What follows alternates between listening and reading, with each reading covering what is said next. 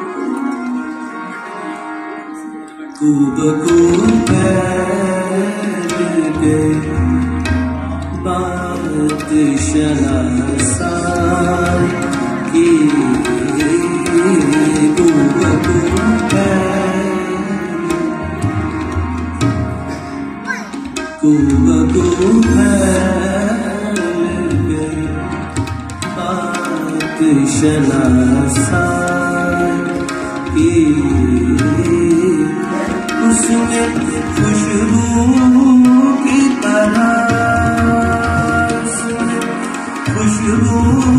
की तरह मैं पजीराई,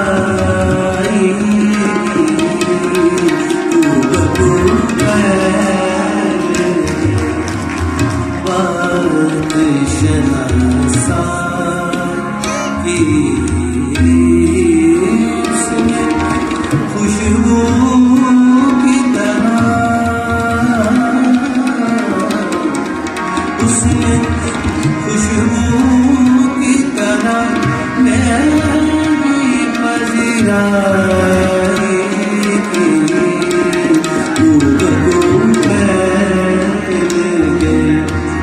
बात शनासा